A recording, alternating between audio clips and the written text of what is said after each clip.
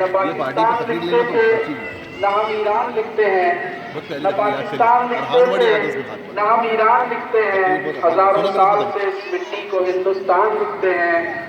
اور زمانے بھر کی دولت تھی شہنشاہوں کی جھولی میں، زمانے بھر کی دولت تھی شہنشاہوں کی جھولی میں، کبھی ٹوپی کو لکھتے تھے کبھی قرآن لکھتے تھے۔ یہ ہماری تاریخ ہے، آئیے ملاحظہ کریں۔ یوٹیوب پہ ڈالو اس کو آگے جاؤ۔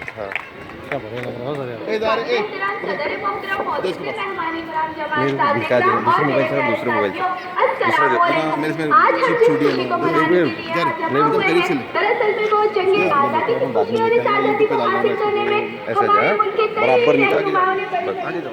ہے، لیکن جو قربانیاں اس ملک کے لیے مسلمانوں نے دی ہے شاید ہی اس کی نظیر دنیا میں کہیں نہیں دیکھی۔ اس تقریب کا عنوان ہے آزادی ہند میں مسلمانوں کی قربانیاں۔ ہندوستان میں 1857 سے 1947 نویں سال جنگ آزادی کے موضوع پر ہر زبان میں بہت سی کتابیں لکھی گئی، جن میں مسلمانوں کے کردار کو کہیں توڑ مڑ کر پیش کیا گیا تو کہیں غائب کر دیا گیا ہے۔ لہٰذا میں نے مصنفین کی کتابوں سے حقائق کو پیش کیا ہے تاکہ ہماری نسل کو مختصر آئینہ مل سکے، جس کی روشنی میں وہ یہ جان سکے کہ ہندوستان میں گلبار ہواؤں، ادب و تہذیب، عفت و مساوات کا سرمایہ لٹایا ہے، اور یہاں کی زرخیز مٹی سے ان کو حکمت کے جو ذخیرے محفوظ رکھے تھے ہمارے قدموں میں ڈال دیے۔ ہم نے یہاں کے ذرے ذرے سے محبت کی اور اس مادر وطن کا فرق دے کر فرنگوں کی دی ہوئی سزائیوں کو قبول کیا اور اس کے عشق میں گرفتار ہو کر جیلوں میں چکیاں پیسے، کوڑے کھائے، کالے پانی کی سزا بھگتی اور پھانسی کے پھندے پر چڑھ گئے۔ مسلمانوں نے جنگ آزادی کا سب 1757 سے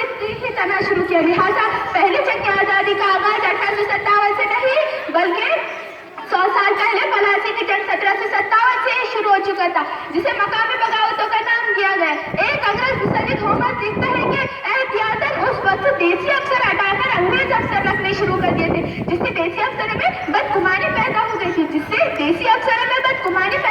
تھی ایک انگریز ہنٹر نے پوری کتاب ہندوستانوں کے مسلمانوں پر لکھی۔ وہ کہتا ہے کہ ادب کے روح روا مسلمان تھے اور قلم کھلا بغاوت میں حصہ لے رہے تھے۔ انگریزوں کی نظر میں مولوی کلش باغی کا مترادف تھا